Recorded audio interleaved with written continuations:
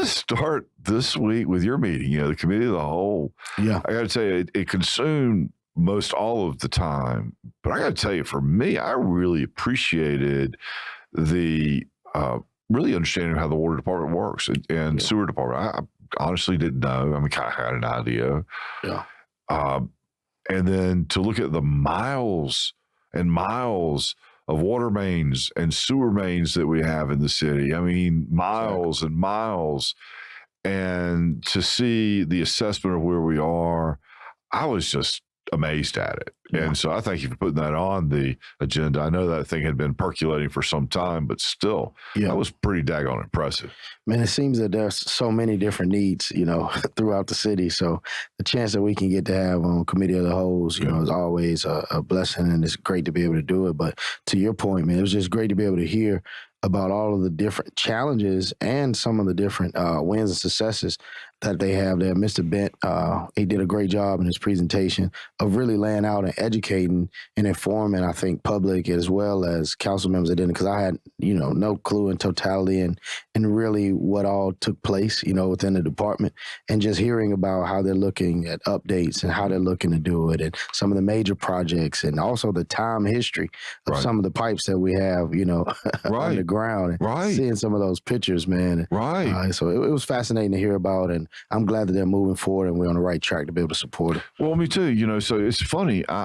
And of course, he started the whole pitch with, look, we're not going to be where Jackson, Mississippi is.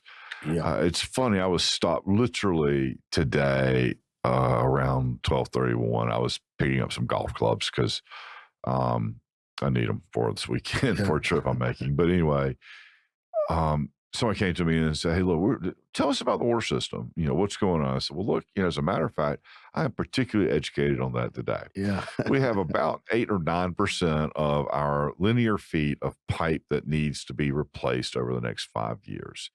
And we have some pump stations that need to be replaced. And we have some other refinements that need to be made to the tune of about $72 million. I mean, so we've got to put some capital into this program. And part of the question that we were dealing with, or is being proposed, nothing we have to make a decision on today, is how do we get there? How do we get the $72 million? So, hopefully this is just an academic exercise. But anyway, we have that 8 or 9% that we need to basically dig up the pipes or seal it or some other process in which we restore the pipes and clean it, whatever. And that's got to occur over the next 5 years, 6 years. But what was interesting to me is we have 27 million gallons per day of capacity of water. 27 million gallons of water per day is our capacity.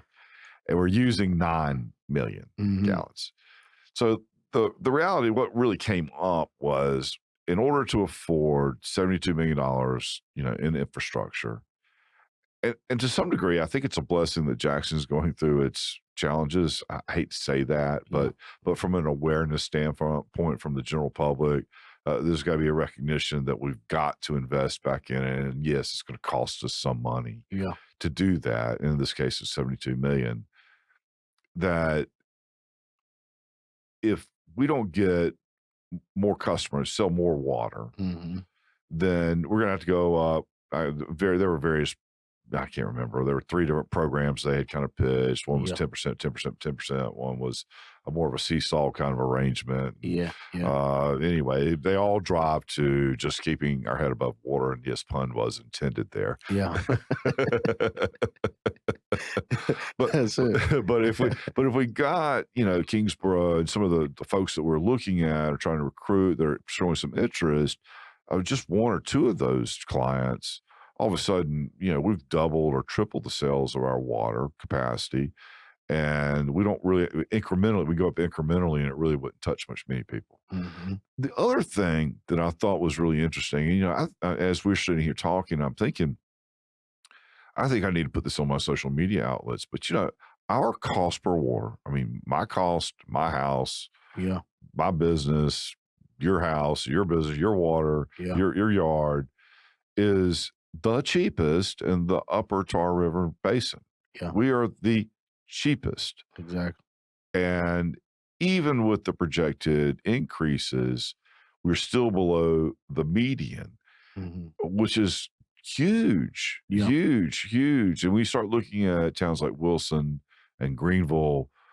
If we're not lower, and I think we were in most of all of the scenarios, I hate to say all of them because that may not be true, but I think we were lower. And if we weren't lower, we were right there with them. hmm, So, that's one of the misnomers I think I hear over and over and over. Utility costs are just crazy.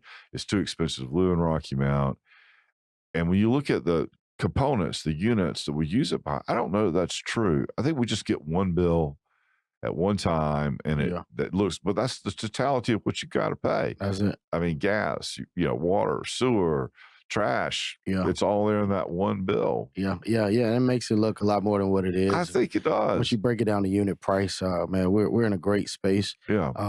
To Peter's point, talking about the height of the textile industry, Yeah. and I think what was it, 80 or 90 million It gallons was, it per, was, per, per day or it something. was some So big number. It was wow. yeah, yeah. So to know that we're in a great place for Yeah. opportunity, and to know that we're ready for that Right. opportunity, and that's going to be huge for economic development too, as we look at economic development as a whole. Being able to have that amount of water per day to be able to exercise and say, hey, listen, it's available. We've got it. We've Yeah. got access to it. Our infrastructure is in place. We're working on being able to make sure that we have everything updated and we're ready to roll. I mean, it was a great presentation and great for us to know. Well, I thought it was, and I want to underscore exactly what you just said. My youngest sister lives in Raleigh with my brother-in-law, and they're both civil engineers, and they both specialize in basically wastewater management.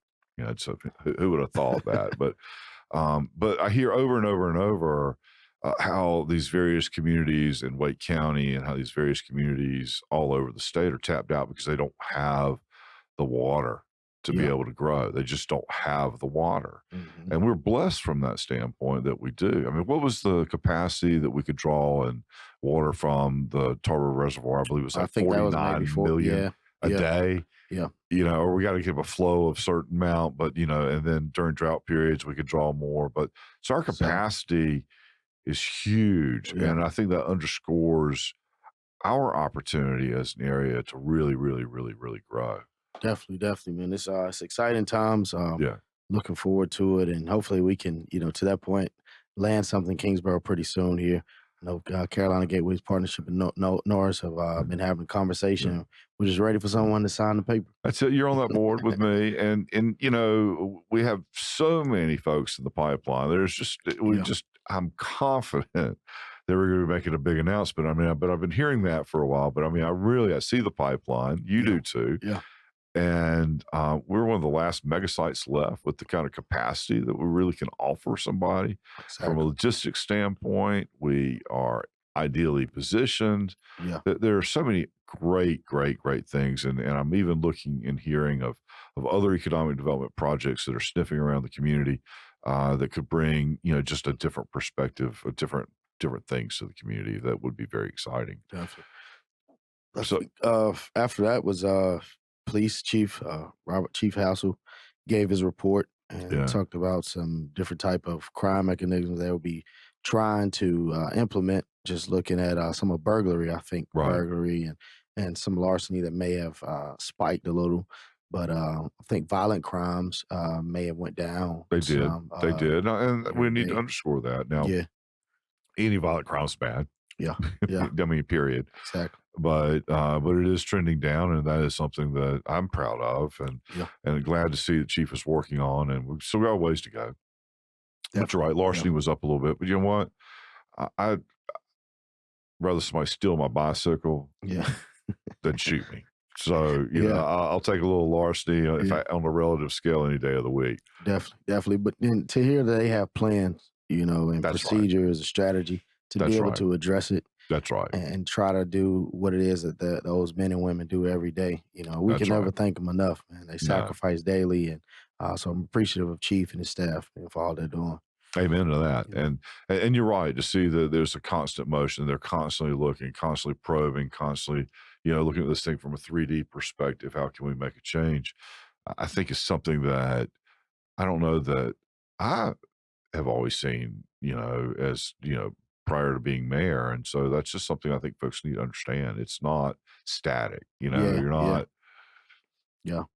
You're not just sitting there saying, "Oh, well, let's go catch all the bad guys." It's how do I Yeah. catch the bad? How do Yeah. I stop behavior? That's it. That's it. Because you can't out arrest every problem. That's can't do it. Can't out police it. And also along the lines of Chief's report, somehow we ended up into code enforcement.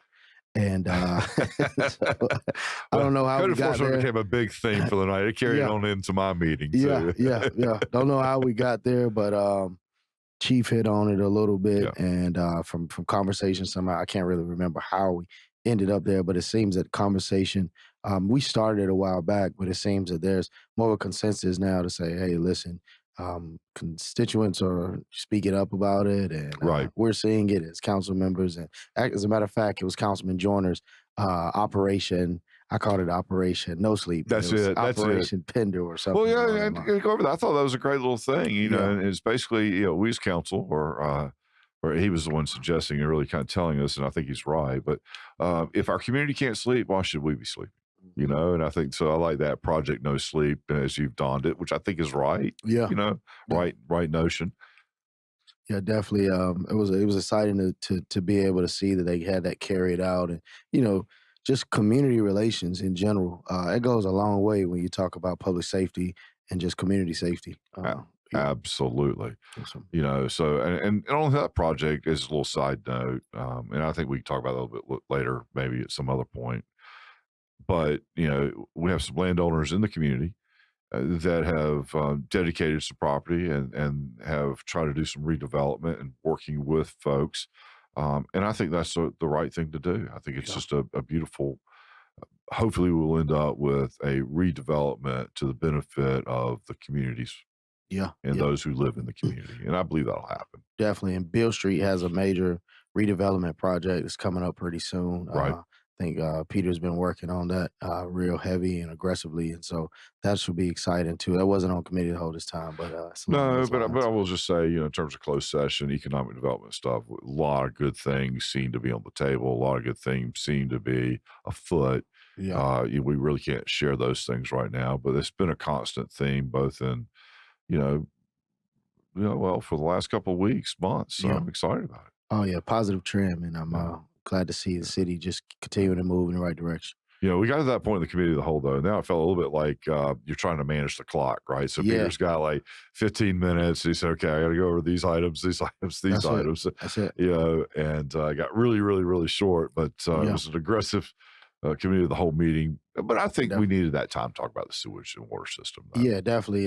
That could have probably been the only item on the for that committee. The Right. whole we'll, Right. we'll get to the others next month, but it was very very vital and timely, and so I'm looking forward to making in the CIP, seeing how we can allocate funding to make it happen. Yeah, Absolutely. So then we're rolling into to our meeting. yeah, And I took a page off of your meeting, call for the moment of silence to commemorate those at September 11th and those who are serving us. And, we really do need to honor them, the police, fire department, our EMS teams, our medical teams. I mean, all those who support us and yeah. function in a way that allow us to be able to participate in the community and be able to serve. Exactly, man. We can never thank them enough. So I appreciate you for taking that moment of silence as well. Well, no, no, no. I'm telling you, I copied you, bro.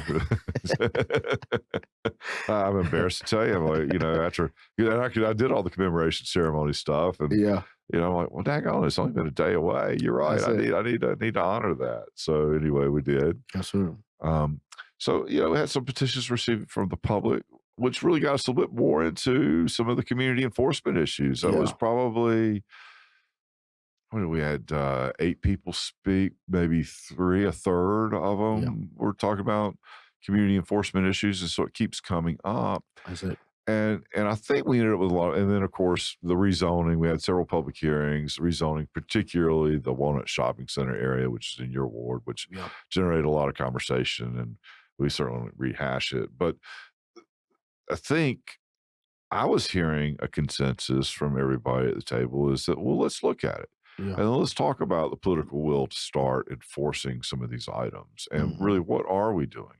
It came up in North Green. It came up in several other neighborhoods, and over and over and over and over and over. And we've just got to make a decision. Are we going to be consistent in the way we enforce it, or are we just going Yeah, to choose not to enforce it? exactly. And I don't think this is a problem that this council has created. I think this has been many, many, many years, Yeah. um, but we got to get there. Yeah, the city has just always, under to my perspective, just always been lenient with Right. code enforcement, and it's a single-handedly type of ordeal. And hey, if you make the call, if you get a complaint, we'll take care of that single issue. But looking at the city as a whole, I think we've just been lenient about it in our history.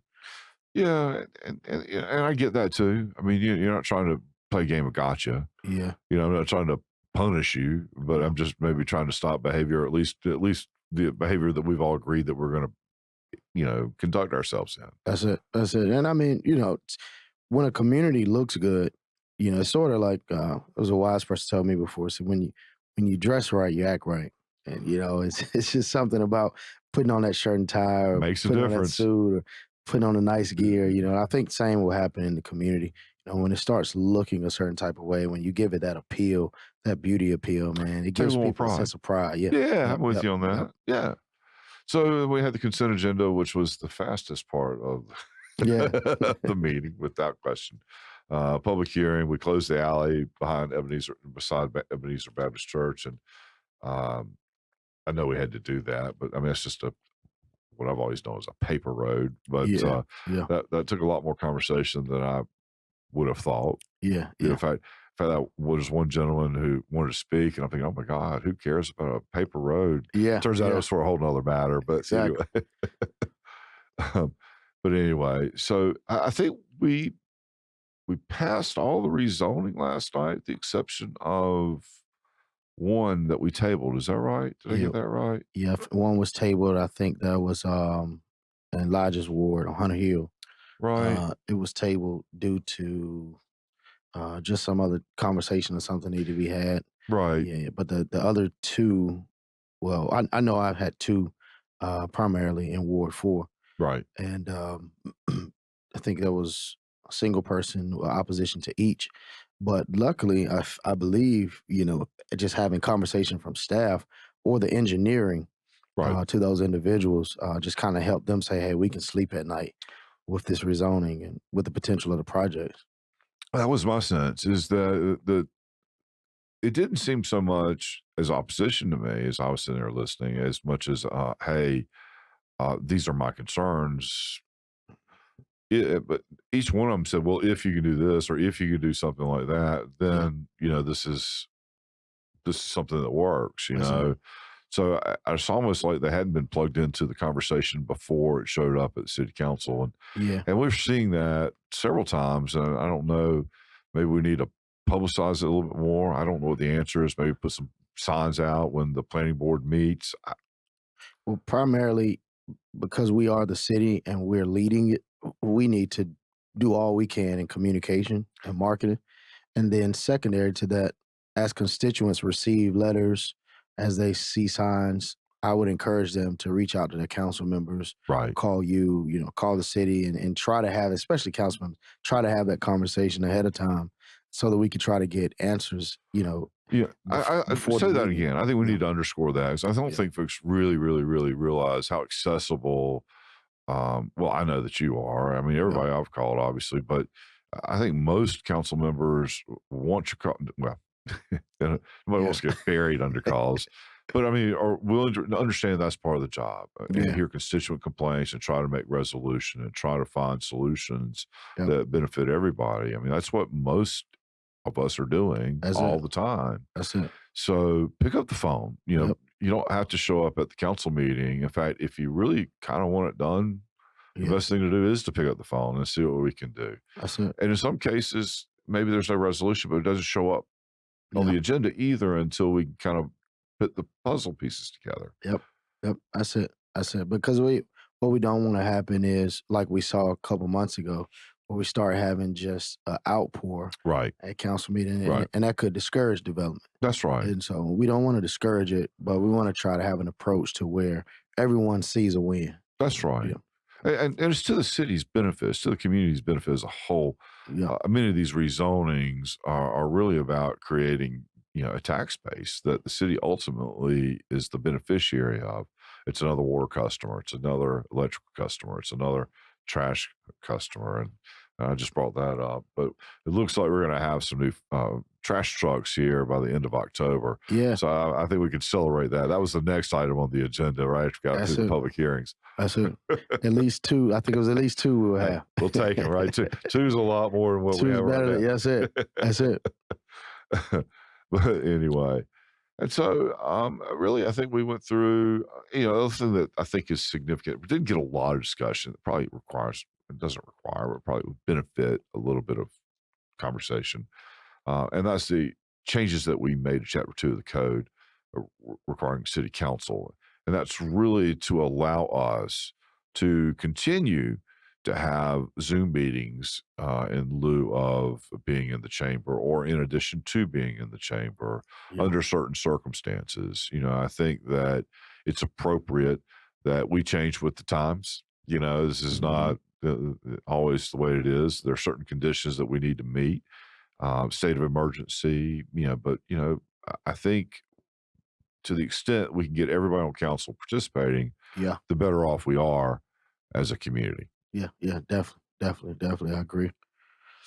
Um, so anyway, then we went through a bunch of bids and housing incentive grants, which did draw a lot of conversation initially. And, I think Councilman Daltridge and Councilman Harris really were asking for a list of rules and standards. And then, Councilman Knight and Councilman Joyner speaking to the other end, saying really it doesn't matter. Anyway, we called for the vote. The grants were given.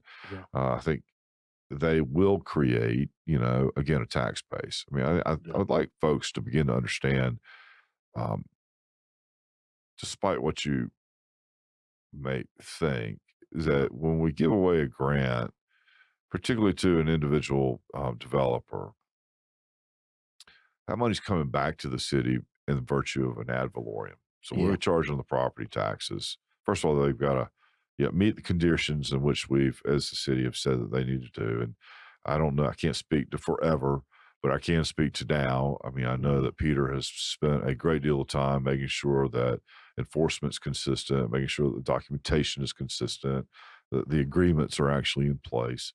Um, then $150,000 comes back to us in taxes Yeah. in perpetuity. So if you look at it as an investment standpoint, in which the city is going to come out much better. First of Mhm. all, we have some Mhm. housing. Yeah. Second of all, it creates tax base. That's it. And so folks, I don't think always look at it that way. Could there be some changes? Is there room for debate? I think surely there is, um, but I think on balance, from that higher level thinking, again, it's a reinvestment into the community. And another, I think, another piece to that that we really haven't had any conversation about is what I'm hearing from developers is when they're looking at low income development projects, they have to have some type of gap funding in order for it just to make sense. Because without it, it just doesn't make sense. There's not enough income coming in order to generate to make it make sense. And so, Right. from the city's point of view, being able to do that for these low, because these are all affordable housing, low income type of projects, at least for I think 10 years. Right. Then I think that's lifted. But for that span, that gap funding has to come from somewhere. And I believe as we make the actual policy and procedures more accessible to the public, Right. I think that'll kind of alleviate a lot of the noise about it. And I know you're working on that, and I know Yeah, that we are working on that as a community, and I know that that will happen. But no, I can tell you absolutely the math doesn't work. The math just does not work. If you're yeah, looking at, uh, median household income will support somewhere in the neighborhood of 550 to $600 a month in rent, just using a 5 or 6 cap. I mean, basically the most you could pay for that is somewhere in the neighborhood of 75 to $85,000. You know, for the unit itself, which really isn't giving you. And you consider that that's probably somewhere in the $55 a foot range, hmm $60 a foot range in a normal 1,500 square foot house or 1,600 square foot house. It really doesn't get you anywhere close, yeah, um, in many cases, to a place that most people want to live. And so you've got to have that gap. There's no question about it. The same thing is true for downtown development. You know, it's hard to get a bank loan when there are no comps out there. Hmm. And banks are just don't have a lot of faith. Yeah, yeah, You know, yeah, it's like my dad told me a long time ago. He said, "Faith and hope are two little girls that don't belong in a boardroom." yeah, You know, you can't bank on them. yeah, But I yeah, think that's really kind of the point is that somebody's got to either take that chance, and in many cases, in many municipalities, um, the city has to take that chance because it's not bankable. Nobody else is going to do it.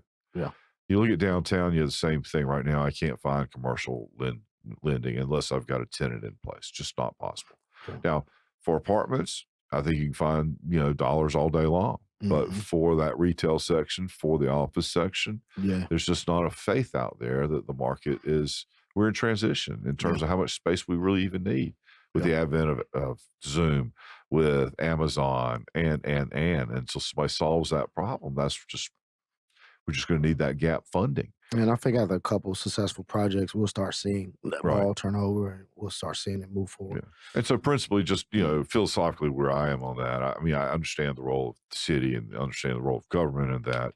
I would just like to see more public private types of partnerships. There's far more capital in the private sector to make that happen. And so when you look at these affordable housing projects, the city may give the land. The other thing that drives those projects is their ability to go get tax credits, Yeah. whether it's a 4% or an 8% tax credit. And really all that is a deferral, on your taxes to the Hmm. government. So you're just deferring, deferring, deferring. And that's a big part of what's made the Rocky Mountain Mills work, Yeah. for, capital. So, this is done every day, but I think that this needs to be a better understanding of the process, perhaps a better dissemination, communication, rules, and all that kind of stuff. Um, but it's needed. It's That's it. necessary. And we're Um, open for it. yes, right. Um, Appointments. You guys allowed me to become part of the transportation board. I'm very excited about that. You know, I've drawn heat and praise for this connector road Yeah. around South Rocky Mount, for South Rocky Mount, trying to Hmm. create some industrial space.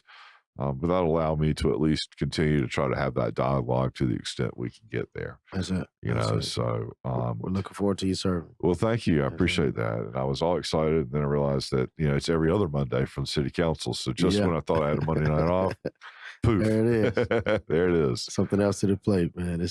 Yeah. That's the life. So what have I missed? I feel like we've covered the ground. I don't know that we got quite the detail that we needed to, but I think that was we had Elton, our assistant city manager, was he's receiving an award in Wilmington that's great. Yeah. Saturday. So Yeah. that was another highlight of what's going on. And other than that, I'm thinking everybody's getting ready to roll into the fall. Yeah, that and then starting the interviews, when we finally Yeah, get those yeah. scheduled for our new city manager. And so that'll be game changer.